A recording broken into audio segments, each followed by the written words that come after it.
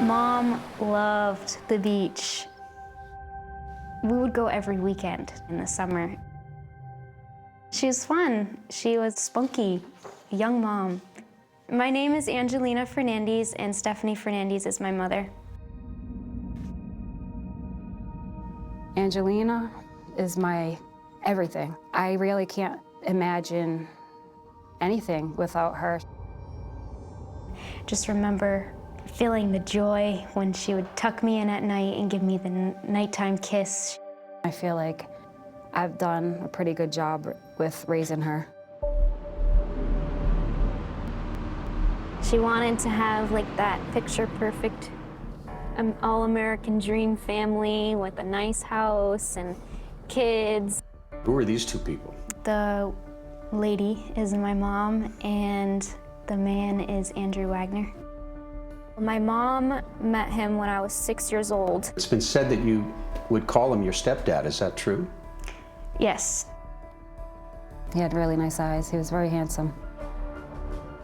He liked to work out, so he was really big. I was with him for 5 years. There was a lot of signs in the beginning. Severe jealousy, a lot of control. He would say, I trust you. It's the other people I don't trust. I don't trust other men. I would hear them arguing. I heard her like screaming and crying. I had a talk with my mom. I know what's going on between you two, and I don't like it. You guys need to stop. It can't happen anymore. I walked down and I saw my mom and the neighbors in the house, and I'm like, what is going on? Like, I knew Andy was hurt. I knew my mom was in distress and she was crying. You could see blood. Yeah, blood, footprints, just blood everywhere.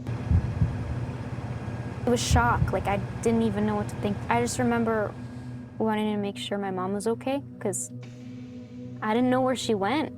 She was just taken. Please, I need someone. Please, I don't know what to do. Like, I'm gonna freak out. Like, There was a knife in a sink in the bathroom. There's only two people in the house, and we can only talk to one of them. Where did all the blood come from, Stephanie? This is Andrew's blood. Please. All right, we're gonna go check, okay? You know, look, please, tell me he's alive. Get in the hospital bed.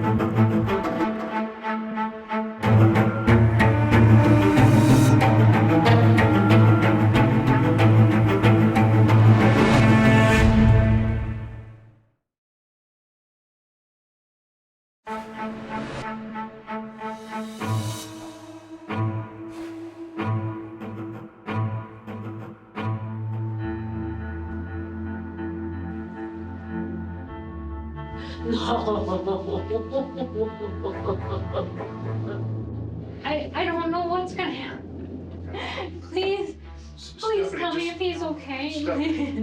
Before we get involved. In the pre-dawn hours of May 8th, 2014, This is like a nightmare, a walking nightmare. Stephanie Fernandez was desperate to learn from police what had happened to her fiancé, Andrew "Andy" Wagner. I know this is a traumatic night, okay? No, please tell me if he's okay. This, okay? But please tell me if he's okay. Please, What I'm gonna do right now is I'm gonna read you. At around 10:30 the night before, after a sudden bloody encounter with Andy at their home in Worcester, Massachusetts, Stephanie says she couldn't find her cell phone, so she rushed to a neighbor's house to get help.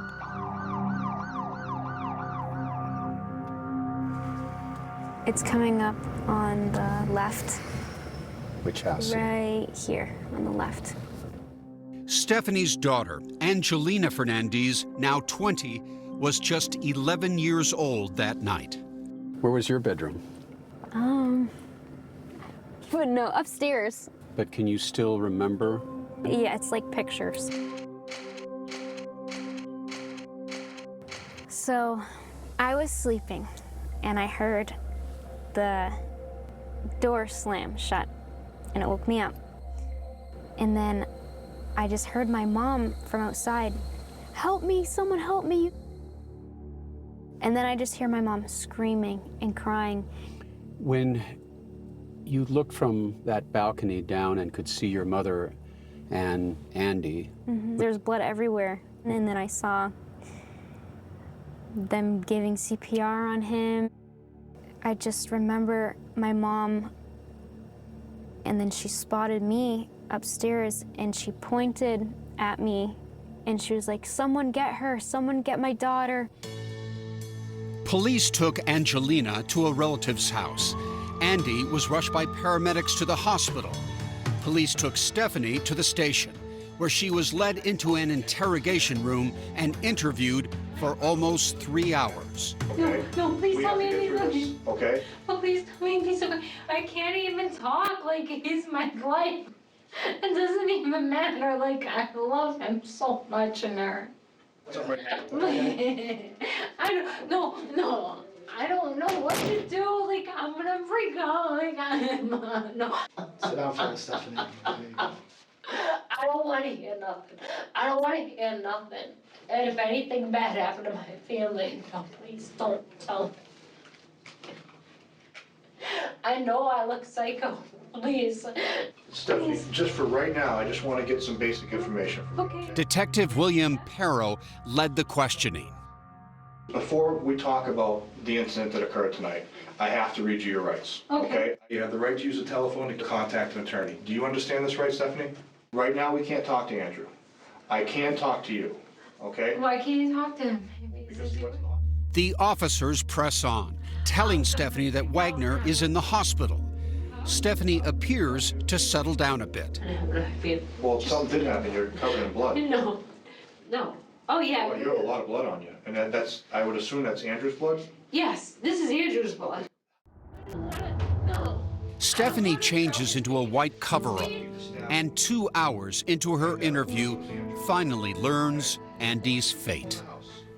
Andrew is no longer with us.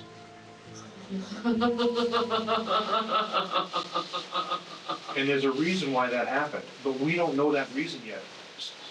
Oh, Stephanie is told Andy is dead. She begins to reveal details of what happened that night. What happened was we got into an altercation and he was hitting me. And that's what happened. And he pulled out a knife and gun. He started like choking me and hitting me and stuff. An autopsy would later reveal Wagner had bled to death after being stabbed in the neck. Can I see him? Stephanie was later charged with first-degree murder. I can't believe that. I never would kill someone, harm someone in that way on purpose. Stephanie Fernandez is talking publicly for the first time about the death of her fiancé, Andrew Wagner. I will always love him. But how did it come to this? Just 5 years earlier, Stephanie was smitten with Andrew Wagner. Blue eyes, really nice smile, nice hair, just really handsome and really fun personality. Very talkative. And did you feel an attraction to him right away? Yes, I did. We had chemistry, a lot. At the time, Andy worked at the tire shop of a Costco. He dreamed of working in law enforcement. In the beginning, Angelina got along with him. What kind of things did you guys do together? We used to watch Criminal Minds together. Did your mom ever tell you, Angelina, I love Andrew. I'd like to marry Andrew someday? Yes, she wanted that so bad. A stable family for me and her. She wanted that. But what Angelina didn't know at the time was that her mother's life with Andy Wagner also had a violent side, recalled Stephanie's friend, Danielle Lord. She constantly had like grab marks on her arms. She had marks on her inside of her legs, like I have never seen in my life.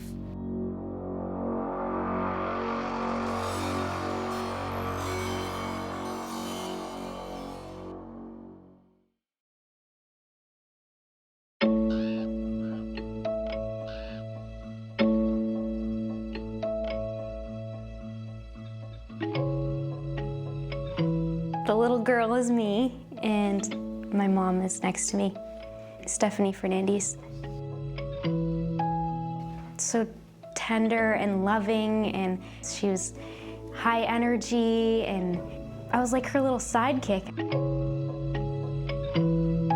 Angelina was just 6 years old when Andrew Wagner came into her life.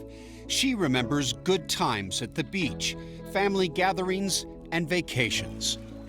We would actually go to Cape Cod every summer to his parents' Cape House, which was fun. She loved him. She wanted a house with him. She wanted to get married to him. She wanted babies. In those early times, Angelina says her mom never said how she met Andy Wagner, never revealed what she did for a living that kept her away at night. She was beautiful. She just had these piercing eyes first that you notice, and her hair was just beautiful. Danielle Lord worked with Stephanie in a Massachusetts nightclub. We both were very intimidating. A lot of men would say that we were intimidating, especially together. That's attractive to men. We just became this kind of duo. What did you do at the nightclub? I was a topless dancer. Exotic dancer. Exotic dancer, and stripper, yeah. And had you been trained in dancing at all? I took dance classes when I was younger. Not in that way, but... Stephanie was a single mom. She says after she split up with Angelina's father, she needed to earn a paycheck. I would go in there, make a lot of money, and then I would get out and be there for my mom and my daughter. One night, back in 2009, a new guy at the club caught her eye. I was on stage and he was there. We just started talking and talked for like an hour. She was instantly attracted to him. She wanted to be with him. She didn't look at him like a customer. She was like, oh, this is a cute guy, I like him. At first, Stephanie loved the attention. I thought, oh, he's just into me. He just really likes me. I think she just had stars in her eyes. Danielle says Stephanie and Andy's relationship quickly became a little obsessive. A lot of alarms went off whenever Steph met Andy. The alarms that she couldn't hear. He was completely possessive right from the beginning. Andy was calling her nonstop, messaging her, and showing up at the club right from the beginning. Stephanie and Andy moved in together almost immediately in Worcester, Massachusetts. Danielle says their relationship moved from obsessive to dangerous. I've never in my life seen bruises like that, ever. And I don't even want to think of what she went through to get those bruises. We were covering it with makeup. When she had the bruising down there was nothing you could do to cover it. Soon after moving in together, Stephanie says Andrew demanded some changes. Did he demand that you stop dancing? Oh, yeah. Yes. His girl was not going to dance at a club. And I said, jokingly, nervously, jokingly, well, who's going to pay my bills? And why did he want you to quit?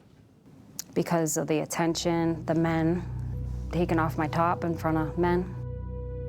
Stephanie says she stopped dancing, but the violence continued. He's hit me in my head and my face. He's choked me. Stephanie says she took this photo in 2010. Body shots all over the place. My mouth, my eyes, everywhere. Why didn't you ever call the police and report this violence? I was told that bullets can go through paper. It would mean nothing with a restraining order. He would get to me way quicker than the cops would, and just, I would die if I left him. I can't explain it. It's very hard to leave a domestic violence situation. You don't have your own money, you don't have anywhere to go, you know, you're broken down completely. Your brain is like scrambled eggs and you can't think for yourself. And you just walk around every day like you're in shock. You just want to end the day, and when you wake up the next day, it's just another day doing the same thing. So I think she was just stuck in a situation that she didn't know how to get out of. In spite of their volatile relationship, in 2012, Stephanie and Andy were engaged. A short time later, Andy became a corrections officer. You and Andy had bought a condo together. You were planning a wedding, correct? Yes. You seem happy in that picture. What went wrong? Severe jealousy. But Stephanie admits it wasn't just Andy. Sometimes she antagonized him, teasing and tormenting him with texts. They're pretty vicious. Yeah, You admit that, right? I do. It's embarrassing. I asked Stephanie to read a few. I'm gonna F your best friend. You should kill yourself. Hope a car falls on you. I admit I'm flawed. Yeah, I can get upset. She says Andrew would get upset too, especially when she wore outfits that might make her attractive to other men. He's freaked out over the tank top that I was wearing, grabbed me, and then threw me on my bed in the room and tore it off, took out his gun, made sure I knew there was bullets in it, and jammed it down my throat. Did he threaten to kill you? Did he threaten to pull the trigger? During that time, it was if I didn't listen to him, yes, that he was gonna kill me. When he was mad, he'd turn into a different person. His whole face would get red. His pupils would dilate. It was like possession of demonic entity. Angelina recalls seeing Andrew trying to headbutt her mother. He'd go like that. Would he bump her? When he headbutt, would he No. literally make contact? No. But it would go right up in her face? Yeah. And Yeah. and she called that a headbutt, right? Yeah. And did that bother her? By early 2013, Stephanie decided she and Angelina needed a change. She left Andrew and began a new relationship with an old boyfriend, Mike Laramie.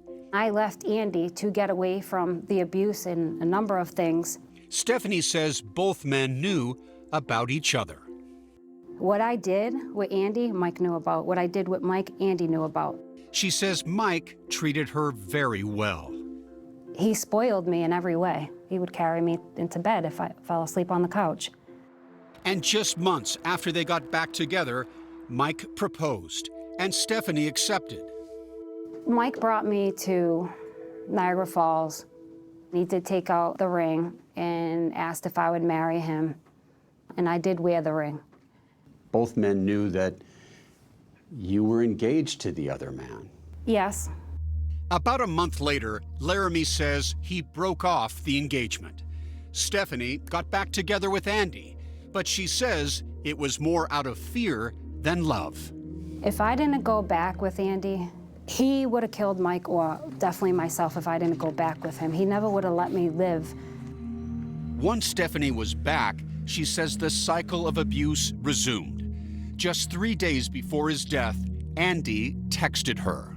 He said, "I'm going to effing kill you." Do you remember him texting that to you? I remember him texting that, saying that all the time. Then, on the night of May 7th, 2014, everything exploded. Angelina was upstairs in bed. Stephanie says she was in the kitchen preparing dinner when Andy started an argument about what she'd been doing that week while he was away at work. And that's what started the questions. What have I been doing all week? Things like that just escalated. She says Andy wanted to have sex. Stephanie didn't.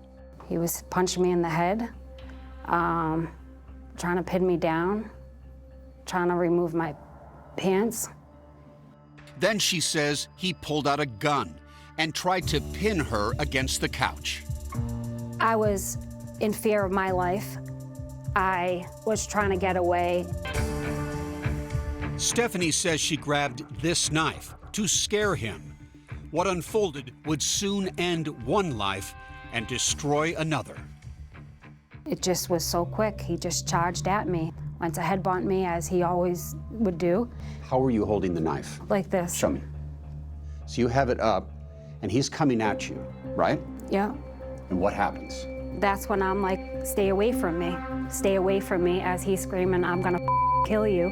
He's on the other side, and he goes to grab my hand, and it must have nicked his neck, the 1.5 or 2.5 inch, whatever it was. You held the knife that cut your fiance's artery, and he bled to death. And people would think, well, you murdered him. My actions led to him dying. They did. But I didn't make a decision to take his life. I did not want that to happen.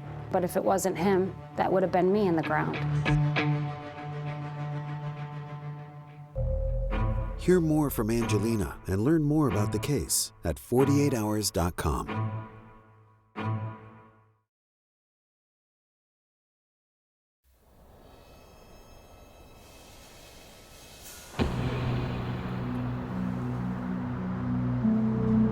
As Stephanie Fernandez's trial finally approached, her legal team prepared her defense. Domestic violence or intimate partner violence was central to the entire case. Maura Tansley was one of Fernandez's attorneys. It set up the nature of the relationship between these two people, and I think raised questions about what happened that night that Mr. Wagner died. The trial had been delayed by procedural arguments, and then the COVID pandemic. Stephanie had spent those years in home custody, wearing an ankle bracelet. In June of 2022, 8 years after Andrew Wagner was killed, the murder trial of Stephanie Fernandez finally began. Andrew Wagner's family was there, his mother, Melissa, his father, Tom, and his sister, Jillian Cristaldi. They declined our request for an interview. Surrounded by supporters, they were hoping that by the end of this trial, Fernandez would be behind bars. In his opening statement, prosecutor Terry McLaughlin said that Stephanie Fernandez stabbed her fiancé Andrew Wagner in the neck, cutting an artery and killing him. McLaughlin says that Stephanie told different stories about what exactly happened that night. She said, quote, "He was waving a gun around, so I stabbed him." And to a neighbor, she said, quote, "He hit me, so I hit him."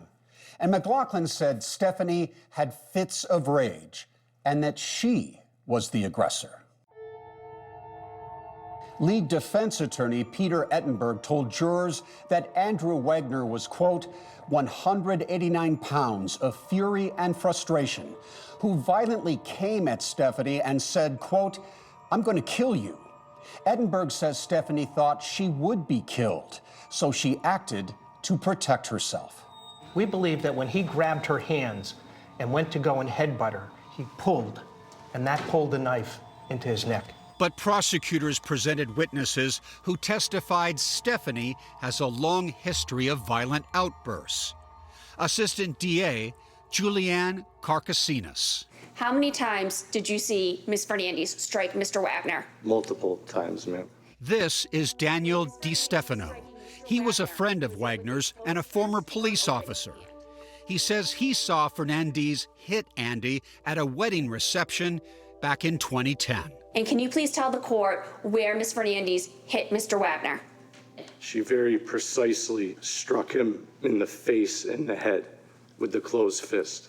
Do you admit that at times you have hit men in your life with a closed fist? Hit? Hit them.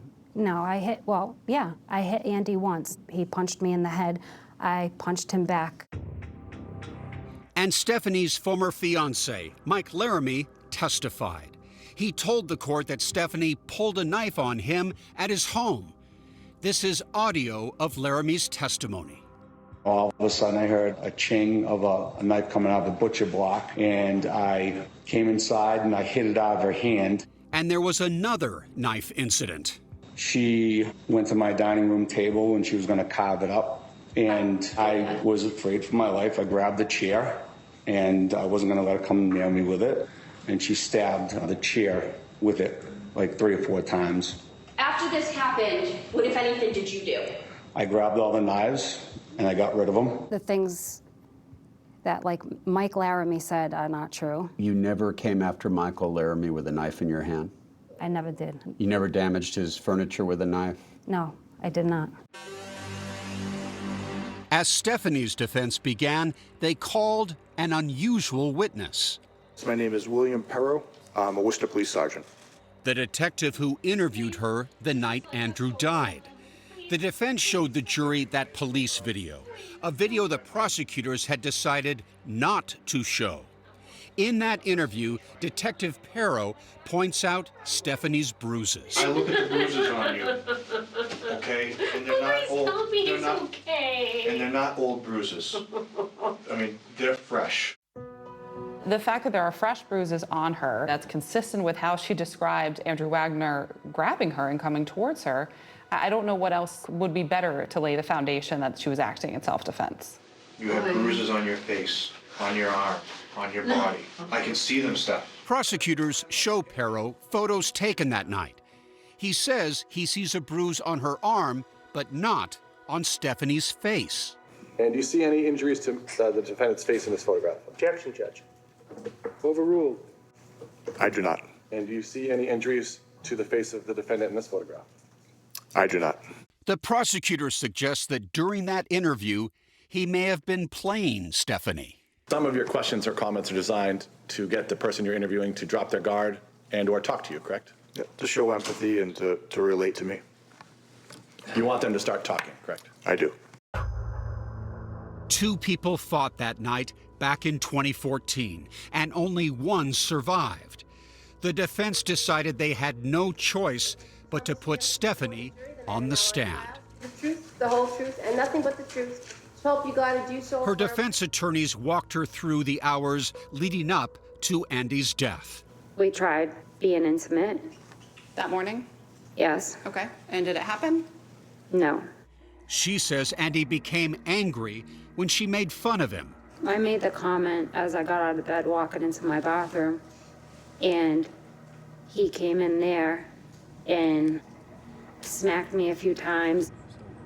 Later that evening, with Angelina upstairs in bed, Stephanie says Andy, with a gun in hand, attacked her.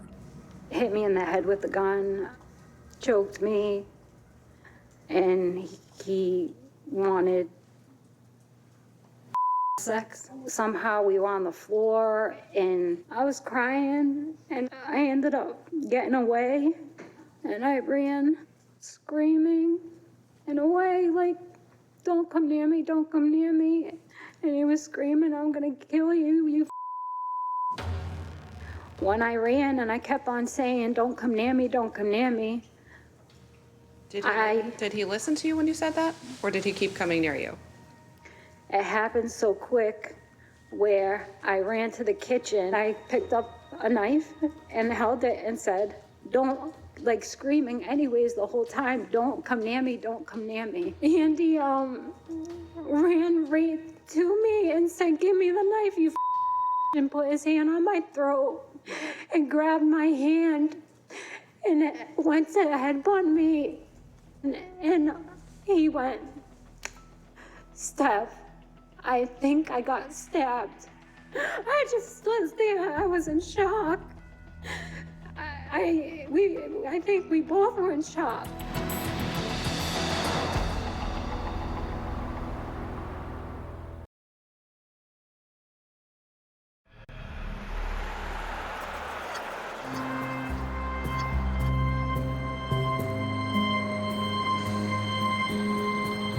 After Stephanie Fernandez took the stand and told her version of events, Good afternoon, Ms. Fernandez. Good afternoon.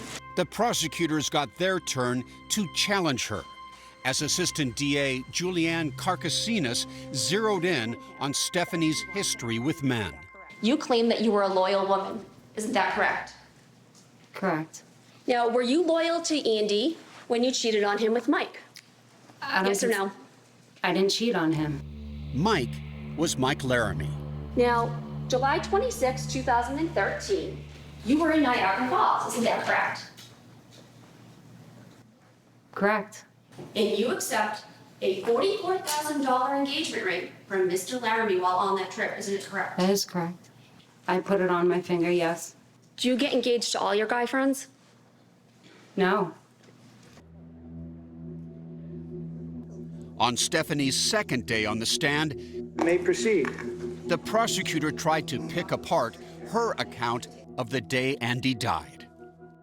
Ms. Fernandez, how many times did Andy choke you that day on May 7th, 2014? That day? Yes. In the morning and at the nighttime of the event. And then how long did he choke you for that morning? I'm not sure. I didn't count. I'm not sure. It was quick. And you had no marks on your neck? I don't remember. Stephanie had described a struggle around the couch in the house that night. But the assistant DA says the crime scene pictures don't show any sign of that. The coffee table was in front of the couch on that. Yes. At our house, yes. Yes. And it's not pushed out of the way, correct? I can't tell with that couch and how close the couch and coffee table is, but it does not look crooked. Correct. It's not pushed to the side or anything like that. How was he choking you on the couch? It all happened so quick. And Carcasinas tries to cast doubt on Fernandez's recollection of the night. So you do not have a memory of certain parts of that evening, isn't that correct? I would say that's correct, like with time and stuff like that. And finally, Carcasinas questions Stephanie's credibility, especially her claims that she had lived her life in fear of Andy Wagner. Were you afraid of Andy Wagner when you told him he was stupid? Yes. Were you in fear of Mr. Wagner when you said to him, "I hope a car falls on you"? No. And were you in fear of Mr. Wagner when you sent him a photograph of yourself performing sex on Michael Laramie? Yes or no, ma'am? No. No further questions, Your Honor. Thank you. All right. Both sides called in domestic violence experts who interviewed Stephanie. Good morning, members of the jury. Carol Ball testified for the defense, saying that Andrew Wagner's escalating verbal threats and physical violence left Stephanie with post-traumatic stress disorder. My opinion is that she experiences the symptoms of battered woman syndrome, also known as intimate partner violence. That cycle repeats itself over and over. And prosecutors called up their expert, David Adams, who concluded that Andrew, not Stephanie, was the victim of abuse. Well, I actually didn't see any evidence that she was fearful of him. I think this case raises some interesting questions about what it means to be a victim. Stephanie is not a sympathetic victim, right? She is a flawed person. And yet she is still a victim and still has a right to act in self-defense. It's much easier for us to understand someone as a victim of domestic violence where they have a perfect past, where there's no other anger issues or anything else. But that's not what we have. The defense believes that this case will ultimately come down to whether jurors believe Stephanie intentionally murdered Andrew Wagner. A medical examiner who testified couldn't say for sure. Couldn't rule out the fact that this was an accident. And after 10 days of witnesses, the defense presented their closing arguments. She picked up a knife and said, "Andy, stay away, stay away." He didn't. This time, for whatever reason, it was too much. And the prosecution hasn't proved that this wasn't an accident, and they have not proved that it wasn't in self-defense. What the prosecution hasn't proved is that Stephanie Fernandez is a murderer. Prosecutor Terry McLaughlin disagreed. She's the aggressor. She's the one with the temper. She's the one with the mouth. Ladies and gentlemen, I would suggest to you that this is first-degree murder, premeditated and planned. She got him from the side, or she got him from the back, from behind. She grabs a knife and she stabs him when he's not looking or he's not ready for it. With that argument, the case would go to the jurors. What do you think of Stephanie's decision to take the stand? Chat now with the 48 Hours team on Facebook and Twitter.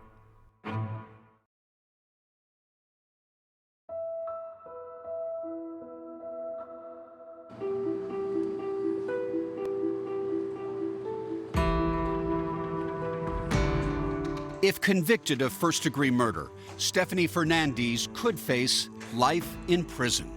But the question is, did you murder him? No. It makes me nauseous just to even think of that. All right. After about 9 hours of deliberation, jurors reached their verdict. Guilty of a lesser charge, voluntary manslaughter, which carries the possibility of up to 20 years in prison. Shane Bernard and Gayla Biekshaw sat on the jury. I think that both of them are equally controlling and abusive to each other. You know? I agree. I think they were both in this vicious cycle that just, they couldn't stop themselves. He was a more physical abuser, where she was more psychological abuse. I do believe she didn't want to kill him, but she did. As for Fernandez's claims of self-defense, juror Gayla Biekshaw believes Wagner made contact with the knife when Stephanie says he attempted to headbutt her. The headbutt was a huge piece for us. Right. We went off the medical examiner's report saying that the knife went in from the front, the angle was in from the front and downward. And that she had actually had a stabbing motion. So that, in a sense, was what ruled out self-defense. Before sentencing, Andrew Wagner's family finally got to speak directly to the woman they believe murdered their son and brother. My name is Jillian Cristaldi. I'm the sister of Andrew. My parents and I have waited to speak, to have a voice, to give my brother a voice, and to get him the justice that he deserves. To clear his name from the blatant lies that have been spewed from Stephanie Fernandez and her attorney's mouths for over 8 years. When you look at Stephanie Fernandez, you are looking at a face of evil, of someone who gives no consideration for her actions, who is incapable of love, and has shown no remorse or guilt for killing my brother. Andrew's mother, Melissa Wagner. She took away Andrew's joy and love of life.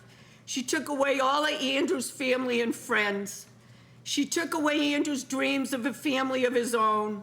She took away all of Andrew's money. She took away Andrew's dignity and self-respect. And when there was nothing left for her to take, she took away Andrew's life. I beg you, Judge Reardon, and I beg you, take away the one thing that matters most to her. Take away her freedom for as long as possible. Please, please, please. Thank you. I realize that no sentence I impose in this case can do perfect justice. Judge James Reardon reminds everyone that Stephanie Fernandez was found guilty not of murder, but of voluntary manslaughter. Ms. Fernandez is being sentenced for that conviction, not for her relationship with Andrew Wagner or any other individuals, or for her past life. I sentenced Stephanie Fernandez to a term of not more than 10 years and not less than 8 years in state prison.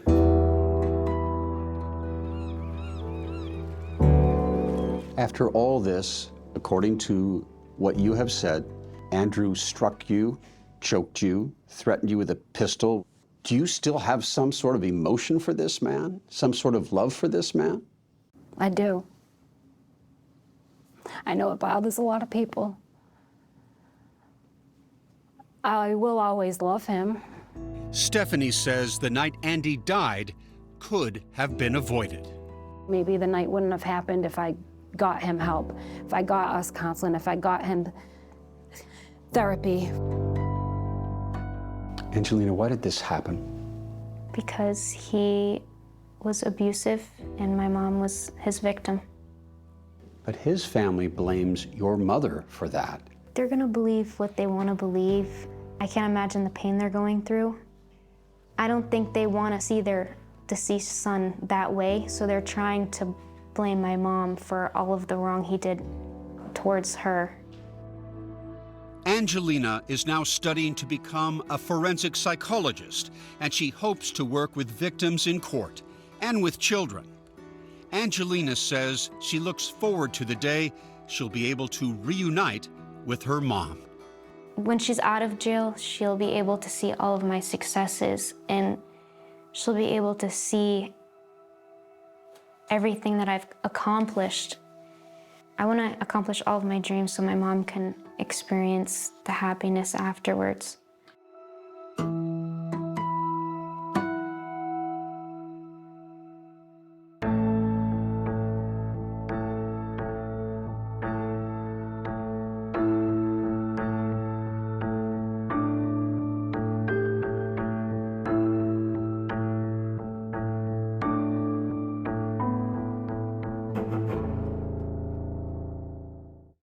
I'm Erin Moriarty, and this is My Life of Crime. Listen to My Life of Crime from 48 Hours wherever you get your podcasts. At the CBS Evening News, we focus on solutions, finding solutions to help people understand what are the right choices to make for you and your family.